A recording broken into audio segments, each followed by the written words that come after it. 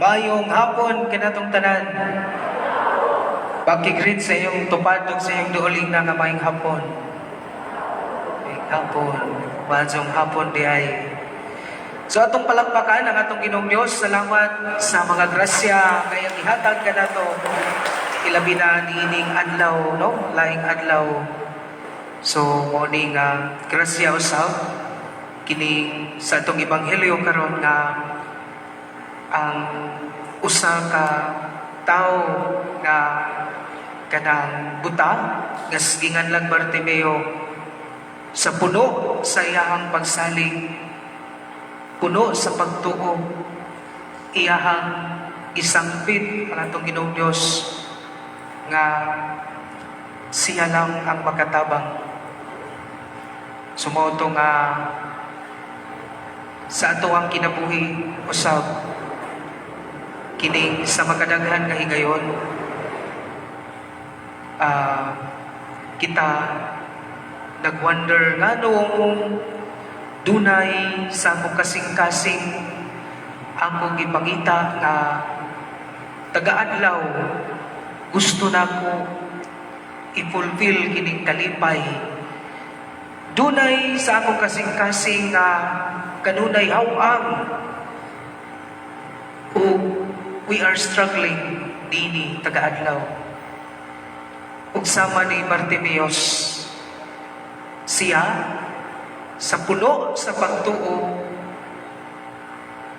iyahang ipangita o gisangpit ang atong Ginoong Dios. Kini nagpasabot nga ang Ginoo lamang ang usa nga makahimo nato nga maayo o makumpleto. Subingon ta nga dunay sa atong kasing-kasing hawang, dunay buhok, dinhi kuno nga gamay. Kabalo ba mana? Ngadiin, kini nga buhok ang makapuno, maka-fulfill dini ang ato lang Ginoong Jesus. Kay bisan na ata stable financially, na ata stable nga trabaho, na atay uyab, na atay partner, na atay kapikas, na atay mga higala, pamilya, apadili kini siya makapuno dinhi sa pagkulang nga kahawaang nga sa kanunay atong kinastruggle sa taga-adlaw. Ang Ginoo lamang ang makapuno niana, dili ang atong higala, pamilya o atong bahal kapikas uyab. Kay sila pod nangita niining kahawaangan. Ang si Jesus lang ang sakalang. Siya lang ang malakas, ningon ang mga batanon, no? Siya lang ang makapuno nato nga kita mahimong kumplito. Sa itong pagdawat sa Eucharistia, siya mahimong kabahin sa atong lawas, sa atong kinabuhi. Siya mahimo nga part na sa atong kinabuhi, sa atong pagdawat kaniya. So mahimo kita hinaot nga makusganan. Sama sa usa ka istorya, dunay mga nakay nga kanang gidala para sa labor room. Ang iyahang bana bingon nga sa mga nurse o sa doktor nga di ko gusto makakita niining cross ni Jesus, tanggalan ninyo kana.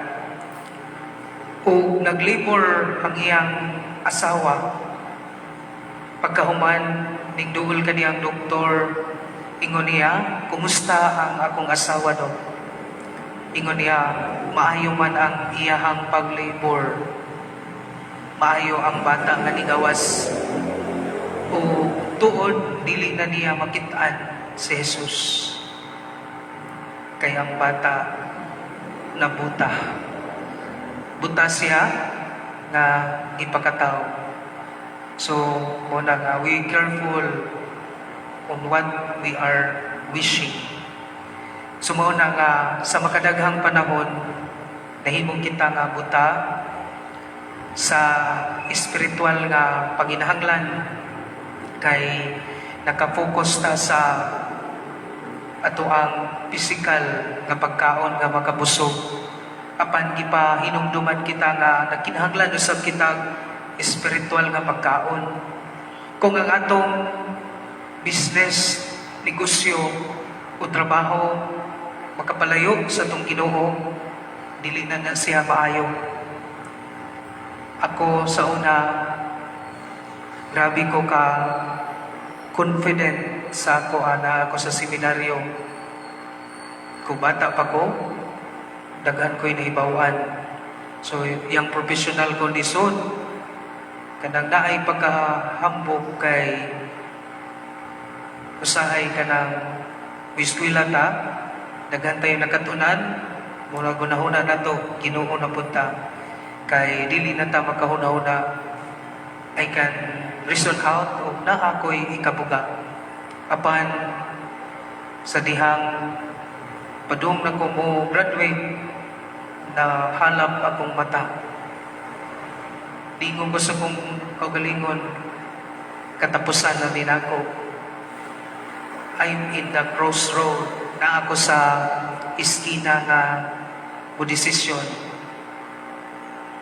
Na balaka ko kaayo sa kong kagalingon ug diha ko nakakanton nga dunay Ginoo nga mas labaw pa sa tanan nga nagkontrol. Di na ko kakita, ingong ko sa galingon, Lord, akong gitugyan ang akong kagalingon nimo. Kung unsay imong plano, nako willing ko nga mo paubaya.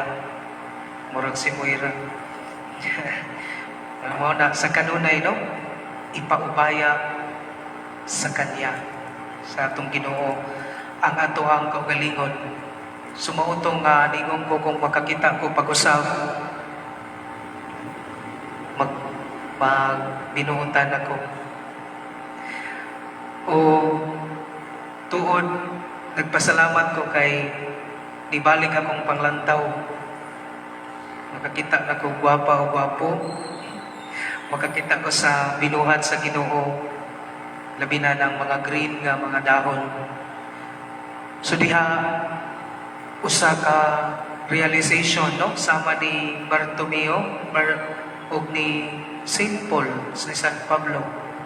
Sa iya sa kahambugiro, kibuadaan siyang panlantaw sa Ginoo o mauna ang iyang conversion.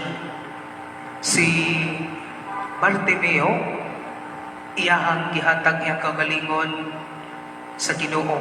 Imagine, dugay siya nga buta na sa kilid, ang iya lamang shawl, ang iyang comfort, apan iya kining gibuyan, gilabay niya o nisinggit siya, anak ni David, Jesus, tabangi ako. Dako ang iyang pagtuo nga maayos siya. Sigun niya na usab sa atong kinabuhi kung ang atong pagtuo dili kanang mahuyang nakagayon ang kining healing, no? So mo na nga sa tuapon sa atong panahon karon, doon na po tayo kaduulan gawas sa atong Ginoo mo na ang atong inahan, no? Sa kasagaran, dali kitang muduol sa inahan, no? Inahan sa Santo Rosario, no? Ang atong patron. So may dumdum ko niini, katong bata nga nag-viral nga sa vaccine, na gusto niya nga magpabaksin pero nahadlok siya. Sumutong iyang igakos, na istorya na nako sa kuano, akong gusto nga balikon. Nga iyang igakos, ang tiyan siyang mama nga buntis. Dali-dali siyang miduol, kunya nagpa-injection. Ang comfort sa usa ka inahan nga you are safe kung naa saya. Gigakos niya, ang tiyan siyang mama niya ni kanta siya, I love you, baby. If it is alright, I love you, baby. Na na na na na na. Tapos nagilak siya, no? Nahuman ang iyang vaccine.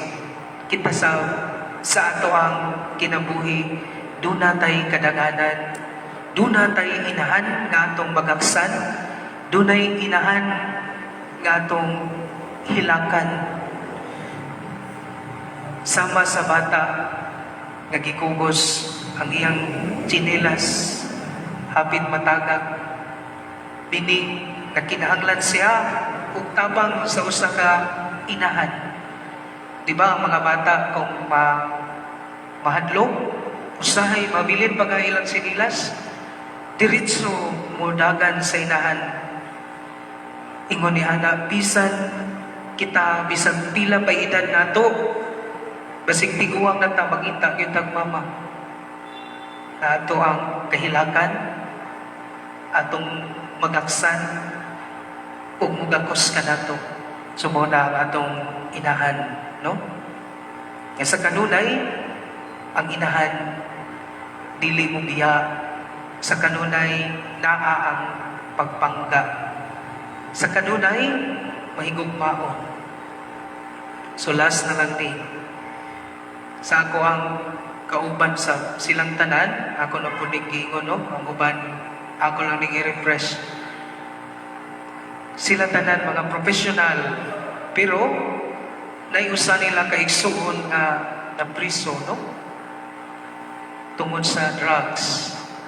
Reklamo sila sa iyang mama, "Ma, ganong man yun na si kuya imong palangga. Palangga ni mo siya kaysa namo. Siya ang nagpakaulaw sa atong dumog. Siya ang buluyagon. Ganong siya man yun ang imong palangga." Ningon niyang mama, ilang mama, mga anak, kamong tanan akong palangga. Kung si kuya ninyo, ang ubang tao dili makahatag sa pakigugma. Kamo nga mga igsuon niya dili makahatag og pakigugma. Kinsa pa may makahatag niya sa pakigugma? Wa nay lain, ako ra, kay ako ang inyong inahan. So yung nana ang usa ka inahan nga magpangga, no? Very motherly nga basin ni ilang presensya, maka-feel na ta nga secure. Naman sa mga lalaki, mga parehas na mo, ilong lang, murag si San Jose. Pero mo na, no? Sa kanunay, kuhan sa tuha nga naatay inahan nga maduulan. Dunay inahan nga sama ni Bartimeos nga daganan nga ato ang kasumbungan kaduulan. So inahon nga sa itong kinabuhi, ang atong inahan sa kanunay magauban ka nato ang inahan sa Santo Rosario. Kung sa kanunay dili kita malimot nga maghampo o musimba, labi na sa panahon sa mga kalisod. Iusahay di kita kakita sama ni Bartimeos kay natabunan ta sa mga problema, natabunan ta sa atong mga concern sa kinabuhi.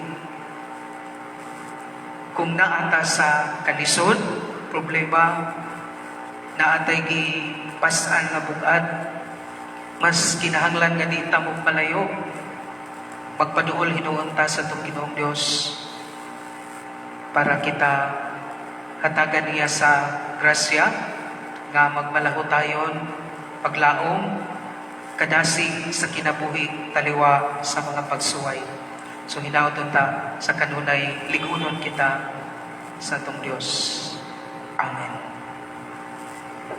Paliho manindo ug atong ipadayag ang atong pagtuo kitang tanan. Nagatuo ko sa Diyos, nga mahal, magkagagamon sa tanan, pagbubuhat sa langit o sa yuta, o kang Jesucristo iyang anak, nga bugtong Ginoo nato, nga gipanamkon sa lalang sa Espiritu Santo, ianak ni Maria nga Berhen, gisakit sa sugo ni Poncio Pilato, gilansan sa krus namatay o ginubong, bikunsad sa mga minatay, sa katulukan na namanhaw, bisang ka sa langit, nagalingkod sa tuo sa Dios, nga mahal pagkagagahom sa tanan. Gikan dito umalik siya ron paghukom sa mga buhi o sa mga minatay. Nagatuo sa Espiritu Santo, sa Santa Iglesia Katolika, sa kaambitan sa mga santos, sa kapasayloan sa mga sala, sa pagkabanhaw sa lawas, ug sa kinabuhing dayon. Amen. Pagampo sa katawhan. Isip mga sulugoon sa buhing Dios ang atong manluluwas ug ang atong gamhanang inabang. Mapausanon kitang mudangop kaniya diha sa pagampo sa atong pag-ingon. Amahan, padaling hugi kami.